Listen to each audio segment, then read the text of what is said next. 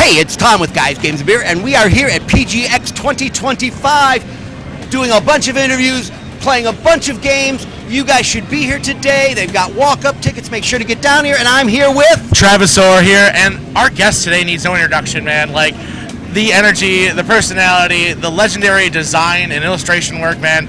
Mr. Paul Niemeyer himself, man. I'm just really excited to have you here. Yeah, again, I know we've kind of crossed paths at a few different cons, but it's really great to have you on the show and speak, talk a little bit about your vested history here, man. Well, thank you so much for the opportunity. Really, thank you so much. So, again, we were just talking before we started. So, like, again, you've been doing the cons for a little bit now, right? Oh yeah, I just mentioned this is my 101st convention. Yeah. How about it? Thank you for making me feel like a slacker. Jeez. Yeah. So it's again really cool. Again, you dig past. I know the Mortal Kombat thing is like okay. What sells the table, but like you dig just a little past the surface. You're like, man, this guy's got his credentials. Yeah. Talk about prolific, okay? Yeah. Just a few games I've done. Tron, 3 Pac-Man games, Satan's Hollow, Spy Hunter, Tapper. Wacko, Peggle, tons of Pac-Man, PopCap games, and Pac-Man games. Yes, so I was right the first time. Like absolutely, and again, that era specifically, obviously our golden age of arcade era, like the design and illustration, like telling the story of a game, right? Like so important at that time and age, right? Like you didn't have all the information you do in this age, right? So it's like what you told in your illustrations and your designs, like that told the story of the game, right? Like that's what I try to do. And the thing is, when you're doing the packaging or the cabinet art, it's really the front line of that game. And if you're going to play that game, it's because whatever it is you saw on that. So I'm definitely. So many games that I missed out of because they had bad packaging art, and so many good games. Not wrong. You know, and again, there are bad games that I played just because they had good packaging art. Not wrong again. Yeah, exactly. And again, I guarantee you, every gamer's had that experience. You picked up something impulsively, you're like, oh yeah, this looks cool, and it was, it was a disappointment. Or there's something that you're like, oh man, I've heard of this game before, but I just looked over it. So again, being able to tell that world in your promotions and your packaging and your materials, like, so important. Okay, real quick though, you said this is your 101st convention, so I follow you and maybe stalk you a little bit, okay? I'm flattered, This actually. has been a busy year for you. It has been, yeah. I mean, you seem to be ramping it up quite a bit. Yeah. I've still got, I think six or seven more shows left before the season ends. Yeah, it makes us feel like slackers only doing a dozen, right? I live for this. I really do. I'll say, like, everybody I've ran across, again, there's a reason you get invited to shows, is because, I mean, again, between your storied history and, your approachability, I love it. So. Oh, thanks. Oh, boy, I've got a lot of stories. And we were just mentioning this morning, like, I have a knack for just stepping in it. I don't know why. Really, if there was going to be a controversy or some shit hitting the fan, or it seems like I was always in the side, like I was attracted to it, or attracted. I don't know what happened. So just the high level. Again, obviously you've worked on games, you've worked on corporate brands, you've worked on like design and packaging, you've worked on like board games and like other TCGs and things like that. Like I was actually part owner of Eagle Games. Yeah, again, am I correct in saying you had like a stint or currently like open haunted houses? I owned a haunted attraction in Chicago for 9 years. A Renaissance man. This is a Renaissance man who was like experienced and lived it all. Like, that is a nice way of saying I'll do anything to keep food on the table. I mean. That's the reality of it. We have one shot at this life, right? So if you're not trying things like that and passionate and engage you, like, what are you doing, right? Well, yeah. I mean, if I'm going to be working that hard, I don't want to actually work. I don't want to work. I want to do. So I haven't worked in years. Honestly, God. I would disagree with you. I mean, it's not work. I'm glad you enjoy doing this so much because, again, like Travis said, it's part of that is your approachability. Literally, you are always happy and smiling. You are friendly to everybody. Again, we do a lot of these shows together. We see you all the time. And it's great to actually have you here in front of the camera with us. We don't get a chance to do this often. I make an effort to, that is who I want to be. Mainly because I never thought this was going to ever happen.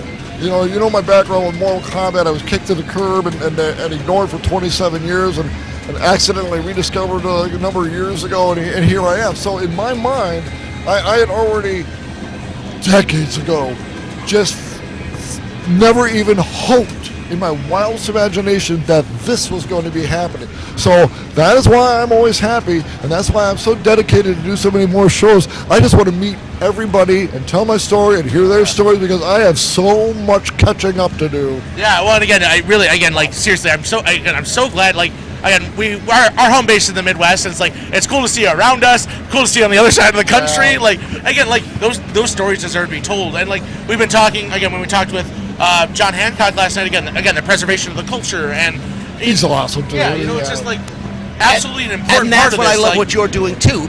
Like Travis just said, you're helping preserve this culture. Yeah, again, we need these stories to be passed down. We need things to be documented, so that in 100 years, like this is again, this whole new industry it's going to be history, right? Like, so we need to make sure that the pioneers, the people who have been part of putting this all together, they have their stories archived and documented and on tape and on the web, so people can hear your stories and know what you've done. And the thing is too, I mean, I'm hearing the dynamic stories from all the other developers too, and we're kind of like, mixing and matching and seeing where were you at that time and where was I, and, kind of putting the whole picture together, because a lot of us had big holes in the story where other people were, hey, I was working on that at the time, and I knew this guy, and it's been a great, wonderful tapestry that has come together.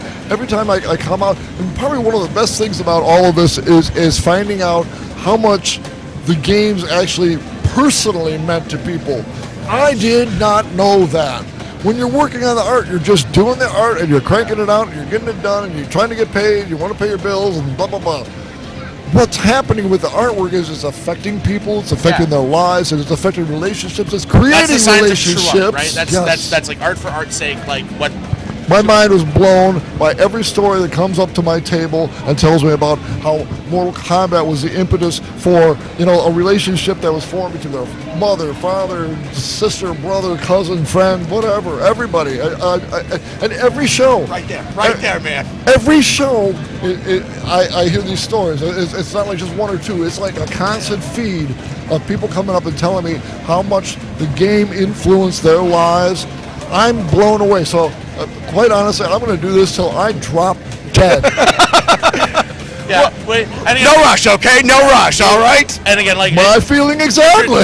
Again, kindred spirits, and that again, like we started doing this because again, like when we attended like Midwest Gaming Classic and things like that, it's like being able to share with each other and like share that community and be like, and like again, especially parents and kids, like them, like a kid dragging their parents, be like, oh, you got to check out this game or anything like that.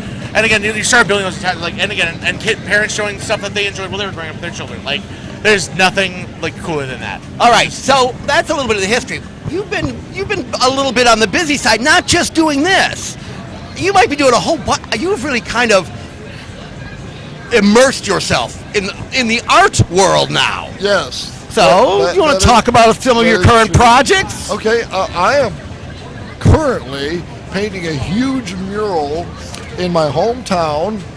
By the way, it's Grant Park, Illinois, and ironically, we were the Grant Park Dragons. That was our mascot. And it's a small farm town. Like when I grew up, it was 850 population. So I mean, we're talking tiny. But so the irony of being a dragon and then growing up and arguably making the most recognizable dragon on the planet. Heck yeah. It's a little bit of irony there. Dinkle. Yeah. So, that's amazing. So you're working on that mural.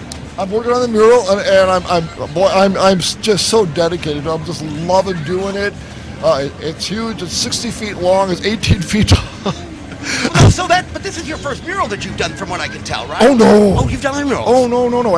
Actually, I've done dozens and dozens and dozens. Yeah. Nobody knows about any of this. I work in a lot of asking, restaurants, mostly restaurants, and all over Chicagoland area, and Madison and Milwaukee. I've done a number of restaurants all over. For years that's and our years. stomping grounds, yeah. Yeah, that's our stomping grounds, So all right, now I'm going to personally go out and look for these things. Actually, Cheeseburger in Paradise restaurants when they were around. I did all the murals in those. Oh. Yeah. How did we not know that? I don't know. Dang. Okay. You look at that LinkedIn. No, it didn't. You look at that LinkedIn or like what somebody mentions about you at the con, and like you can never get that full story because like there's just so many like I can't list everything. You're not. I mean, There's like nothing you're not doing in the illustrative kind world. of. So, kind of. Yeah. So And again, sculpting and, obviously, like you put a lot of a passion into your creative side, your art. When you are not designing, what's something you like to do for fun? That's a hard. I know. Wait, not designing? When is that? Okay, this is a man 100% to a scratch. Even when I'm doing dumb other- question. I'm sorry. Even when my wife accuses me, like when we're doing something, we're on a boat or something. She goes, "What are you? You're designing something?" This off in the Okay. A true creative. the drool. All right. So you're here at PGX for the weekend. PGX is brilliant people. You really need to get down here today. Check us out. What before we head out though? Again, if obviously like somebody can Google you and you'll be like, oh, I'm gonna find an event near me that he's going to be at. So there's no doubt about that. But if people want to find your work, your story, anything like that, where can they find information about you? Pretty much my Facebook page. Yeah. That's pretty much where I land everything. And then Instagram is, that sort of thing. I really don't have a website, so just go to my Facebook page and hit me up for a friend. And again, I promise you, again, come out to PGX or come to the con. Again, he'll be at a con near you. I guarantee it. Again, amazing in person. Don't skip out on it. Please come on down. We're having so much fun here. There's so many people to see. Oh my God! Tell you the truth, the hard part of being a guest is that I want to go and talk to all the guests. Can't leave my booth. All right, so guys, we'll be doing more live interviews and more stuff here from PGX. Want to thank you so much for coming on. Absolutely my pleasure. All Thank right. you so much. And we're out.